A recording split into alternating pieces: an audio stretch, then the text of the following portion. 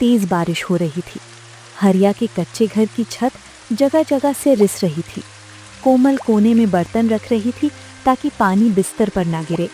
घर के मिट्टी के बर्तनों में अनाज का एक दाना भी नहीं था। अजी सुनते हो, रघु दोपहर से बिना कुछ खाए सो रहा है। पानी पी पी कर कब तक पेट भरेगा? आटे का डिब्बा खाली है। कम से कम बच्चे के लिए तो कुछ करना होगा। क्या करूं कोमल, बारिश भी तब आती है जब जरूरत नहीं होती। हमसे तो भगवान भी रूठा है शायद। और करमचंद के पास जाने की मेरी हिम्मत नहीं। वो भाई नहीं, कसाई है। मेरी गरीबी का तमाशा बनाता है वो। पर और कोई चारा भी तो नहीं है। शायद इस बारिश को देखकर उसका दिल पसीज जाए। जाइए ना, बच्चे के लिए तो जाइए ना। भले कैसे भी हो, है तो सगा भाई ही ना। सगा भाई? सगा भाई तो वो होता है जो बहते हुए पानी को छोटे भाई के सूखे खेत की ओर मोड़ दे। उसने तो नहर ही काट ली। खैर, जाता हूं, अपनी गैरत गिरवी रखकर उसके दरवाजे पर फिर हाथ फैलाने जाता हूं। हरिया घनी बारिश में भीगता हुआ करमचंद के घर जाता है और मन ही मन बोलता है, हे राम, ये कैसा समय आ गया है। मेरे घर में राशन का एक दाना तक नहीं है। अब मेरे पास करमचंद से उधारी पैसे लेने के अलावा कोई दूसरा रास्ता नहीं है। हरिया भीगता हुआ करमचंद के आलीशान बरामदे में पहुंचा। अरे, ये गंदा पानी यहाँ मत गिरा। अभी सफाई करवाई है, फिर आ गया हाथ फैलाने। क्या बात है, आज बारिश में भी भीख मांगने का मन कर गया? भैया, घर में आटा नहीं है। रघु भूखा है। कुछ पैसे या थोड़ा राशन दे दो। फसल होते ही पाई पाई चुका दूंगा। फसल? कौन सी फसल हरिया? वो जो तुम्हारे पत्थरों की बीच उगी ही नहीं। सुनिए जी, ऐसे मुफ्त में मत देना, आदत बिगड़ जाएगी इनकी। मुफ्त में तो मैं अपनी परछाई भी न दूं। देख हरिया, 500 रुपए दूंगा, पर पिछले महीने जो 5000 लिए थे उसकी कल आखिरी तारीख है चुकाने की। कल अपना इंतजाम कर लेना, पहले बता रहा हूं मैं, वरना अपनी भूख लेकर इसी बारिश में वापस जा। बता, कब देगा वो? भैया साहब, इस बार बारिश ने साथ नहीं दिया। नहर का पानी भी मेरे खेत तक नहीं पहुंचता। अगर आप थोड़ा पानी इस तरफ मोड़ देते तो मेरी फसल भी जी उठती और मैं सारा कर्ज चुका देता। अरे वाह, पानी मुफ्त आता है क्या? कोमल को देखो, कल मांगने आई थी कि दीदी थोड़ा आटा दे दो। अरे जब औकात नहीं तो खेती क्यों करते हो? जाकर किसी के यहाँ कुली बन जाओ। हरिया चुपचाप अपमान का जहर पी गया। उसकी आंखों में बेबसी का सैलाब था। भैया, मुझे 1 महीना और दीजिए। मैं और मेरा बेटा आपके खेतों में और ज्यादा मेहनत करेंगे और आपका कर्ज चुका देंगे। अरे तुझे कहा था ना, मेहनत से कुछ नहीं होता, दिमाग लगाओ। देखो मेरे करण को, शहर में काम करता है, महीने के 50,000 लाता है। हरिया बस मुस्कुरा देता है, लेकिन दिल में कटारें चुभ जाती हैं। वो कुछ नहीं बोलता क्योंकि वो करमचंद का कर्जदार था। हे ईश्वर, क्या इसीलिए तूने मुझे जन्म दिया था? मेहनत में मैंने कोई कसर नहीं छोड़ी। खून सुखाकर पसीना बहा है, फिर भी मेरे हिस्से में सिर्फ अपमान क्यों? और इसमें मेरे बेटे रघु का क्या कसूर है? पढ़ाया तो मुझसे नहीं गया, क्यों उसे इंसानों की आंख में जलना पड़ रहा है? हरिया बारिश में ही दुकान से चावल ले आता है और कोमल चावल बनाती है। सब खाते हैं, लेकिन हरिया का चावल खाने का मन बिल्कुल भी नहीं था। जी, चावल खाइए ना। खाते क्यों नहीं? सुबह से इस बारिश के बीच हम भूखे हैं। कोमल, कैसे खाओ ये चावल? करमचंद बोल रहा था कि कल उसे हर हालत में उसके 5000 ब्याज समेत चाहिए। मैं तुम्हारे लिए कुछ नहीं कर पाया। अब मेरे गले से कैसे उतरेंगे ये चावल? वैसे भी आज रहने देता हूँ, कल तुम्हारे लिए तो बचे होंगे ये चावल। रघु के कहने पर हरिया ने थोड़े से चावल खाए और आधा पेट भूखा ही सो गया।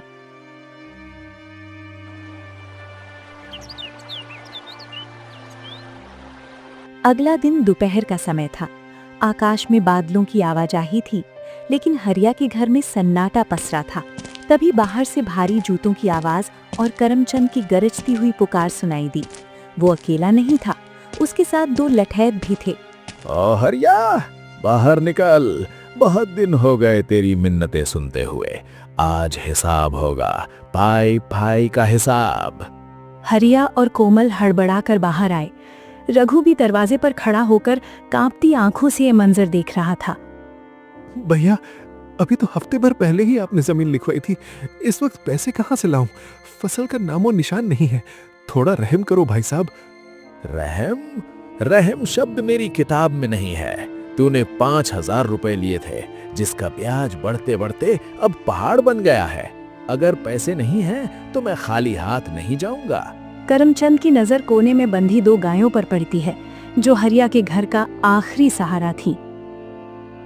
लल्लन, मदन, जाओ इन दोनों गायों को खोल लो। इनका दूध बेचकर ही मेरे ब्याज की भरपाई होगी। नहीं भैया जी, अनर्थ मत कीजिए। ये गाय नहीं, हमारे घर के सदस्य हैं। रघु इन्हें अपने छोटे भाई बहनों की तरह पालता है। इनका दूध बेचकर ही तो 2 वक्त की रोटी का जुगाड़ होता है। हम भूखे मर जाएंगे भैया जी। हमारे बच्चों का निवाला मत छीनिए। भैया, मैं आपके पैर पकड़ता हूँ, मुझे मार लीजिए, मुझे अपना गुलाम बना लीजिए, लेकिन इन बेजुबानों को मत ले जाइए। ये तो बोल भी नहीं सकती। देखिए, इनकी आंखों में भी आंसू है। भगवान के लिए छोड़ दीजिए। हट पीछे। भगवान की बात वो करते हैं जिनकी जेब भरी हो। लल्लन, क्या देख रहे हो? खोलो इन्हें। जब लठैत गायों को खींचने लगे तो वे गायें रंभाने लगीं। रघु भाग कर आया और उसने रस्सी पकड़ ली।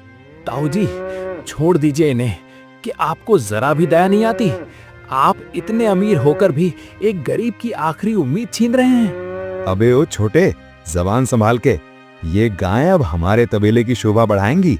तू जा और फिर से कीचड़ में हल चला। कोमल बिलख बिलख कर रो रही थी। वो जमीन पर गिर पड़ी। गायें जोर जोर से चिल्ला रही थीं। पूरे मोहल्ले के लोग तमाशा देख रहे थे, लेकिन करमचंद के डर से कोई आगे नहीं आया। सुन हरिया, रोने धोने से कुछ नहीं होगा। अगर इन गायों से इतना ही प्यार है तो कल शाम तक अपनी बची हुई जमीन के कागजात ले आना और मेरे पास गिरवी रख देना। कागज दे और अपनी गाय ले जा, वरना कल इन्हें कसाई को बेच दूंगा। गायों की करुण आवाजें धीरे धीरे दूर होती गईं। हरिया बीच आंगन में मिट्टी में बैठा रह गया। उसके हाथ खाली थे और आत्मा जख्मी। हे विधाता, तू देख रहा है ना? सगा भाई अपने ही भाई की रोटी छीन ले गया।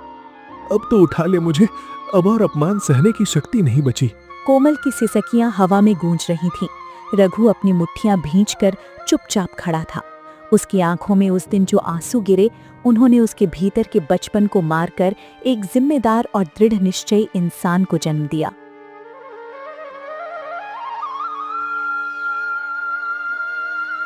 अगले दिन तपती धूप में रघु और हरिया करमचंद के खेतों में फावड़ा चला रहे थे। तभी करण अपनी महंगी स्पोर्ट्स बाइक पर जोर से हॉर्न बजाते हुए वहां आया। उसने जानबूझकर कीचड़ रघु के ऊपर उड़ाया। सॉरी यार रघु, पर क्या करें, महंगी बाइक की रफ्तार ही ऐसी है। वैसे तू ये कीचड़ में ही अच्छा लगता है। तू इसी के लिए बना है। कभी सोचा है ऐसी बाइक के बारे में? मैं भी क्या पूछ रहा हूँ। ए करण, अपनी जबान संभल के बात कर। रघु को इतना गुस्सा आ गया कि वो उसे अभी जान से मारने के लिए दौड़ पड़ा। बेटा रुको, शांत हो जाओ। इसका जवाब हम सारा कर्ज चुका कर देंगे। अरे ओ अनपढ़ मजदूर, जमीन खोदने से तकदीर नहीं बदलती। मेरी 1 महीने की सैलरी तेरे बाप की पूरी जिंदगी की कमाई से ज्यादा है। रघु चुपचाप अपमान का घूंट पीकर रह गया, क्योंकि उसने कर्ज ले रखा था। रघु की आंखों में आंसू भर आए। उसने अपने फटे हुए हाथों को देखा और फिर करण की चमचमाती गाड़ी को। वो खुद को बेसहारा महसूस कर रहा था। क्यों भगवान, हम भी तो इंसान हैं। क्या गरीबी इतनी बड़ी सजा है कि कोई भी आकर हमारा अपमान कर जाए?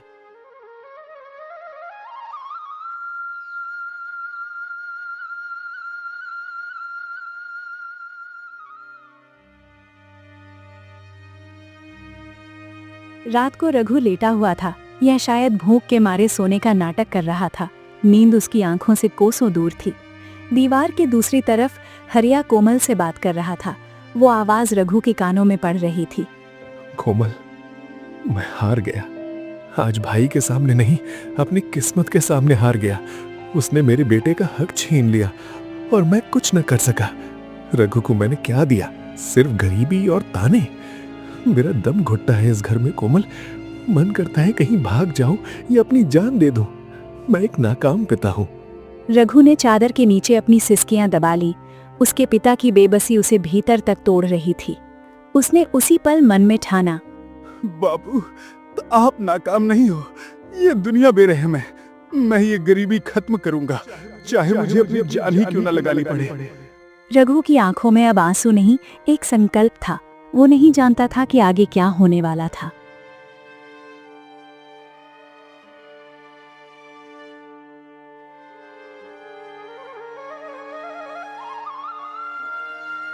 अगले दिन तपती धूप में रघु और उसका दोस्त शिवा सेठ करमचंद के खेत में फावड़ा चला रहे थे। जब थकान हद से बढ़ गई तो दोनों ने एक पुराने नीम के पेड़ के नीचे थोड़ी देर सुस्ताने का फैसला किया। रघु, देख हमारा हाल। रोज का वही काम, वही मिट्टी और वही करमचंद के ताने। क्या हमारी पूरी जिंदगी ईद में दफन हो जाएगी? क्या करें शिवा, तकदीर ने हाथ में कुदाली दी है तो मिट्टी ही खोदनी पड़ेगी। बापू का कर्जा और घर की भूख चैन से बैठने भी नहीं देती। शिवा ने अपनी जेब से एक पुराना टूटा हुआ स्क्रीन वाला मोबाइल निकाला। उसने इंटरनेट ऑन किया और दोनों यूट्यूब पर कुछ देखने लगे। ट्रेडिंग क्या है, घर बैठे करोड़पति कैसे बने। दोनों की आंखें स्क्रीन पर थक गईं। वीडियो में बड़े बड़े ग्राफ्स, ऊपर जाती हुई हरी लकीरें और पैसों की गड्डियां दिखाई जा रही थीं। शिवा, ये देख, ये क्या दिखा रहा है? बोल रहा है कि बिना खेत में पसीना बहाए भी पैसा कमाया जा सकता है। ट्रेडिंग, ये क्या होता है रे? मुझे भी कुछ समझ नहीं आ रहा रघु। ये बोल रहा है कि मार्केट में हिस्सा खरीदो और जब दाम बढ़े तो बेच दो। पर ये बिटकॉइन और कैंडलस्टिक क्या चीज है? ये तो शहरी लोगों का कोई जादू लग रहा है। जादू हो या ना हो शिवा, पर इस वीडियो में बोल रहा है कि गरीब लड़के ने भी इससे अपनी किस्मत बदली है। देख, वो ग्राफ कैसे ऊपर जा रहा है। अगर हमें ये समझ आ जाए तो शायद बापू को फिर कभी करमचंद के आगे हाथ ना फैलाना पड़े। अरे भाई, ये सब रिस्क का काम है। हमारे पास तो खाने के पैसे नहीं है, इसमें लगाएंगे क्या? रिस्क तो हर जगह है शिवा। रोज खेत में सांप बिच्छुओं के बीच काम करने में भी रिस्क है, पर अगर इसमें 1% भी सच्चाई है तो मैं इसे सीखना चाहता हूँ। शाम को जब रघु घर लौटा तो उसके दिमाग में सिर्फ वही ग्राफ्स घूम रहे थे। घर में रोशनी के नाम पर एक छोटा सा दिया जल रहा था और माँ सूखी रोटियां बेल रही थीं। हरिया कोने में बैठा अपनी किस्मत को कोस रहा था। बापू, मुझे एक मोबाइल चाहिए। क्या मोबाइल? बेटा, घर में कल के आटे का ठिकाना नहीं है और तुझे खेलने के लिए खिलौना चाहिए। करमचंद का कर्जा पहले ही मेरी गर्दन तक आ गया है। नहीं बापू, ये खेलने के लिए नहीं है। आज मैंने खेत में एक चीज देखी है, ट्रेडिंग।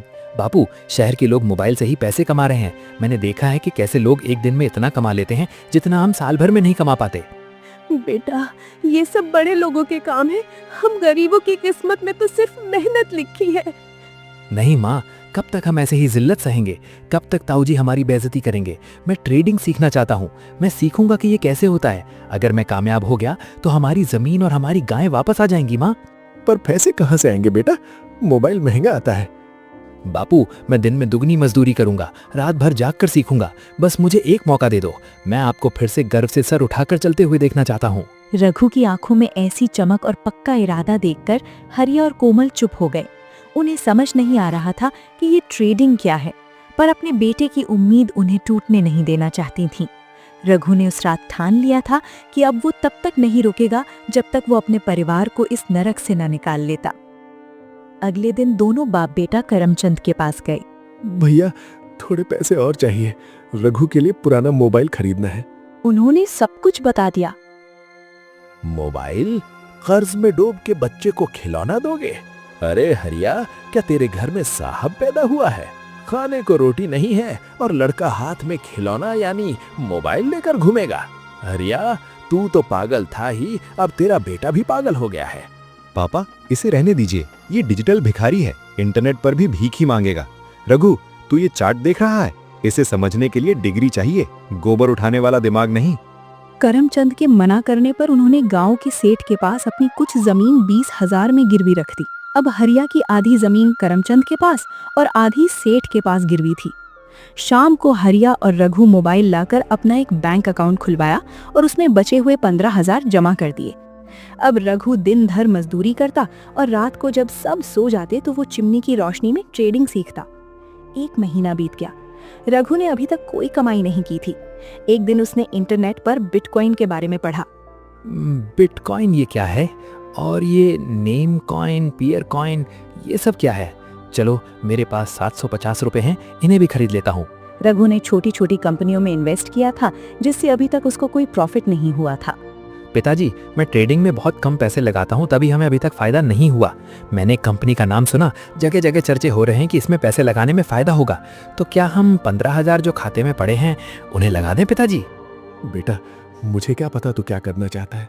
तू जो भी कर रहा होगा अच्छा ही करेगा, मुझे तुझ पर भरोसा है। लेकिन बेटा ध्यान से, ये आखिरी दांव है, अगर ये डूबा तो हम सड़क पर आ जाएंगे। भरोसा रखिए बापू। रघु ने वो 15,000 रुपए ट्रेडिंग में लगा दिए। इंटरनेट पर लोगों के कहने पर उसने एक नई कंपनी में इन्वेस्ट कर दिया। 1 महीना और गुजरा, लेकिन किस्मत को कुछ और मंजूर था। जब रघु ने मोबाइल खोला तो उसका सारा बैलेंस 0.00 दिखा रहा था। मार्केट बुरी तरह क्रैश हो गया था। उसने बिना स्टॉप लॉस लगाए व पूरी जानकारी के बिना किसी के पीछे लगकर पैसे लगा दिए थे। हरिया को जब पता चला कि पैसे डूब गए तो वो मानो पागल सा हो गया।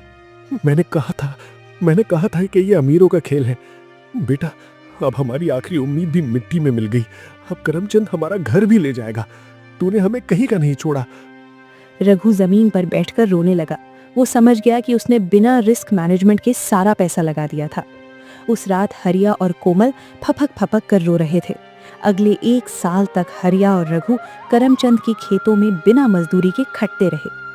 ट्रेडिंग के ग्राफ की वो लाल लकीरें रघु के कलेजे को चीर गई थीं। उसने हार मान ली थी। उसने मोबाइल को एक पुराने कपड़े में लपेटकर पोटली के सबसे नीचे दबा दिया, जैसे कोई अपनी हार को दफन करता है। अरे ओ हरिया, ये गड्ढा ढंग से खोद। अब तो तेरा घर भी मेरा है, ये जमीन भी मेरी है। तू तो बस मेरी दया पर यहाँ सांस ले रहा है। और तेरा वो करोड़पति बेटा कहाँ है? आजकल मोबाइल में पैसे नहीं छप रहे क्या? करमचंद अब और भी क्रूर हो गया था। रघु चुपचाप अपमान सहता। उसने भगवान से बात करना छोड़ दिया था। एक रात उसने सुबकते हुए अपने पिता से कहा, बापू, यहाँ हमारी मौत भी आएगी तो ये ताऊ हमें चैन से मरने नहीं देगा। चलिए यहाँ से किसी और गांव चलते हैं, ये जिल्लत अब और नहीं सही जाती।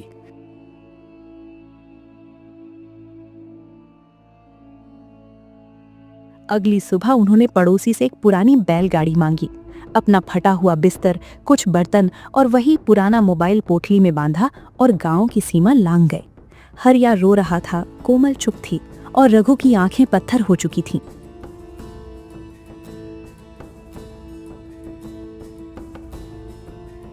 चलते चलते दोपहर में वो एक छोटे शहर के बाजार से गुजरे। चारों तरफ शोर था। बड़ी बड़ी कारें धूल उड़ा रही थीं। चमचमाती दुकानों और महंगी गाड़ियों के बीच वो टूटी फूटी बैलगाड़ी और उस पर बैठे फटे हाल 3 लोग कौतूहल का विषय बन गए। बैलगाड़ी एक इलेक्ट्रॉनिक दुकान के सामने से गुजर रही थी। लोग उन्हें देखकर हंस रहे थे। तभी बगल से एक महंगी कार गुजरी। उसमें बैठे एक सजे धजे बच्चे ने खिड़की से बाहर झांका और रघु की ओर उंगली दिखाकर जोर से हंसा। देखो पापा, जोकर वाली गाड़ी, जोकर वाली गाड़ी, जोकर वाली गाड़ी, जोकर वाली गाड़ी। उस बच्चे की हंसी रघु के कान में तीर की तरह चुभी। रघु ने आंखें बंद कर ली। अचानक उसे अपने शरीर के भीतर एक अजीब सी थरथराहट, एक ऊर्जा महसूस हुई। उसे लगा जैसे ईश्वर उसकी आखिरी परीक्षा ले रहा था और उस बच्चे की हंसी के साथ उसकी परीक्षा पूरी हो गई थी। अचानक टीवी पर एंकर की आवाज गूंजी, जो पूरे बाजार के शोर को चीरती हुई रघु के कानों तक पहुंची। इस वक्त की सबसे बड़ी खबर, ग्लोबल मार्केट में आया महातूफान। बिटकॉइन ने रच दिया इतिहास। पिछले 24 घंटों में बिटकॉइन की कीमत 10% उछली। 1 साल पहले कौड़ियों के भाव बिकने वाला एक सिक्का आज 78 लाख रुपए के पार पहुंच गया है। जिनके पास ये सिक्के हैं वे आज दुनिया के नए अरबपति हैं। रघु के हाथ कांपने लगे। उसे लगा जैसे समय रुक गया है। उसने कांपते हाथों से पोटली खोली और उस पुराने मोबाइल को निकाला जिसे उसने महीनों से छुआ तक नहीं था। क्या कर रहा है रघु? फिर वही खिलौना निकाल लिया। चल यहाँ से, लोग हंस रहे हैं। बापू रुकिए, 1 मिनट रुकिए। रघु ने मोबाइल ऑन किया। कमजोर इंटरनेट सिग्नल के बीच उसने अपनी पुरानी आईडी लॉगिन की। जैसे ही पोर्टफोलियो का पेज खुला, रघु की चीख निकल गई। स्क्रीन पर जो अंक चमक रहे थे उन्हें गिन पाना भी मुश्किल था। बापू, माँ देखो, हमारे पास 250 बिटकॉइन है। एक सिक्का 80 लाख का है। बापू, हम कंगाल नहीं हैं, हम करोड़ों के मालिक हैं, हम अरबपति हैं बापू। हरिया और कोमल को कुछ समझ नहीं आया, लेकिन जब रघु ने मोबाइल में दिख रही रकम को शब्दों में बताया तो हरिया बैलगाड़ी से नीचे गिर पड़ा। रघु बाजार के बीचों बीच अपनी बैलगाड़ी से कूदा, उसकी आंखों से आंसू बह रहे थे। देख भगवान, तूने सुन ली, आज उन सबकी हंसी का जवाब मिल गया। उसने तुरंत अपने मोबाइल से एक बिटकॉइन सेल किया। कुछ ही मिनटों में उसके बैंक खाते में लाखों रुपए क्रेडिट होने का मैसेज आया। बापू, माँ, हमें अपने गांव वापस जाना है, अपनी जमीन, अपनी गाय और अपना सम्मान वापस लेने। जहां लोग कुछ देर पहले हंस रहे थे, अब वहां सन्नाटा था। फटे कपड़ों में वो लड़का अब उस बाजार का सबसे रईस इंसान बन चुका था।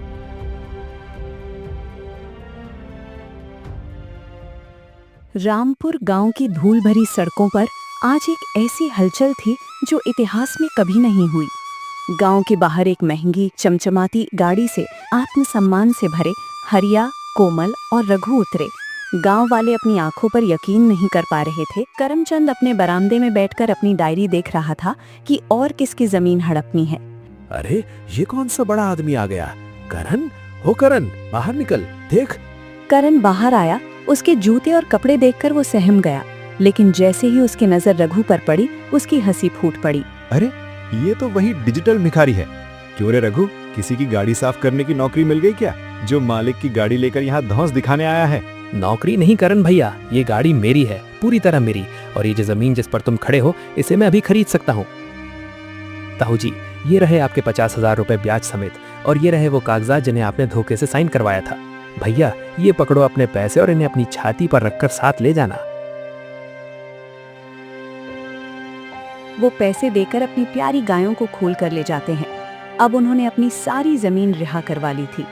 जल्द ही वहां बड़े बड़े कॉन्ट्रैक्टर आने लगे। रघु अपने घर को ऐसा बनवा रहा था कि शहरों में भी ऐसे घर नहीं थे। करमचंद और करण के पैरों तले जमीन खिसक गई। उन्होंने अंदाजा लगाया कि ये वही उस ट्रेडिंग का कमाल है, तो करमचंद की आंखों में पछतावा होने लगा। उसमें एक नई और भयंकर लालच की चमक आ गई। देख करण, देख, ये अनपढ़ लड़का अगर करोड़ों कमा सकता है तो तू तो शहर से पढ़कर आया है, तू क्यों नहीं करता? अभी लगा सारा पैसा। हमारे पास जो भी सोना चांदी और आखिरी जमीन बची है, सब बेच दे और ट्रेडिंग कर। हमें इस हरिया के लड़के से भी बड़ा बनना है।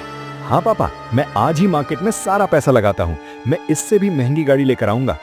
करण ने अपनी बचत के सारे पैसे लगा दिए, लेकिन उसे अभी तक प्रॉफिट नहीं हुआ था। पिताजी, अभी पैसे बहुत कम लगाए हैं हमने, हमें और लगाने होंगे, तभी प्रॉफिट होगा। कोई बात नहीं बेटा, हम अपनी जमीन व घर के कागजात गिरवी रखकर पैसे ले लेते हैं। हमें हर हालत में इनसे बड़ा घर बनाना है। कोई बात नहीं बेटा, तू लगा दे बस। करण ने बिना किसी जानकारी के रघु से ईर्ष्या के कारण अपने घर का आखिरी जेवर और गिरवी का पैसा ट्रेडिंग में लगा दिया। उसने सोचा कि रातों रात वो भी अरबपति बन जाएगा, लेकिन बाजार का गणित ईर्ष्या से नहीं, ज्ञान से चलता है। लगभग 2 महीने गुजरने को थे, तभी करण अपने लैपटॉप में देखता है और वहीं का वहीं बैठा रह जाता है। बेटा, क्या हुआ? करण, बेटा बेटा कुछ बोल तो सही। उनके सारे पैसे शून्य हो चुके थे। उनकी कंपनी का नामो निशान तक नहीं था। वो रो रो कर दिन बिताते थे। वो बेइज्जती के डर से किसी को बता भी नहीं सकते थे। साहूकार उनके घर रोज पैसे मांगने आता, लेकिन वो टालते रहे। ओ करमचंद, बाहर निकल। बहुत दिन हो गए तेरी मिन्नतें सुनते हुए। आज हिसाब होगा, पाई पाई का हिसाब। करमचंद और लीलावती हड़बड़ाकर बाहर आए। करण भी दरवाजे पर खड़ा होकर देख रहा था। भैया, अभी तो 2 महीने पहले ही आपने जमीन लिखवाई थी, इस वक्त पैसे कहां से लाऊं? थोड़ा रहम करो भाई साहब। रहम? रहम शब्द मेरी किताब में नहीं है। तूने 10 लाख रुपए लिए थे, जिसका ब्याज बढ़ते बढ़ते अब पहाड़ बन गया है। अगर पैसे नहीं हैं तो मैं खाली हाथ नहीं जाऊंगा। ये घर अब मेरा है। निकलो बाहर, जल्दी। नहीं भैया जी, अनर्थ मत कीजिए। हम भूखे मर जाएंगे भैया जी।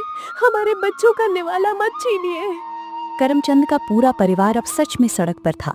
लीलावती रो रही थी। करण सर पकड़कर बैठ गया था। वे अपना सामान लेकर घर से बाहर निकल रहे थे, क्योंकि अब उनके पास कुछ नहीं बचा था। सभी लोग करमचंद के परिवार को बाहर निकलते देख रहे थे। वो रोते हुए जा रहे थे। करमचंद का साहस नहीं था कि वो हरिया की आंख में आंख मिला सके।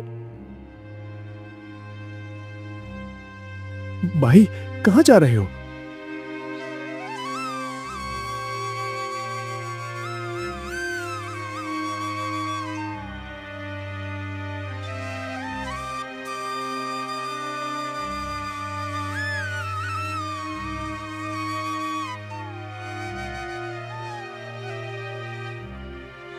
हरिया, मुझे माफ कर दे भाई। मैंने तुझे जानवर समझा, तेरी रोटी छीनी, तेरी गाय छीन ली, और तू आज भी मुझे भाई कह रहा है। मेरा बेटा लालच में अंधा हो गया और मैं घमंड में। भाई, मैं अपनी डिग्री और अपनी नौकरी पर घमंड करता था, पर आज समझ आया कि असली बड़ा आदमी वो नहीं जिसके पास पैसा है, बल्कि वो है जिसका दिल बड़ा है। मुझे माफ कर दो। रघु ने आगे बढ़कर करण को गले लगा लिया। ताऊ जी, परिवार से बड़ा कोई धन नहीं होता। ये पैसे, ये गाड़ियां मिट्टी हैं अगर घर में कड़वाहट हो। हम सब फिर से एक ही घर में रहेंगे। उसी आंगन में जहां कभी सिसकियां गूंजती थीं, आज ठहाके गूंज रहे थे। हरिया और करमचंद साथ बैठकर चाय पी रहे थे। रघु ने साबित कर दिया था कि गरीबी इंसान के कपड़ों में होती है, उसके इरादों में नहीं। और ईश्वर सबकी परीक्षा लेता है, लेकिन जो धैर्य रखता है उसकी झोली खुशियों से भर देता है।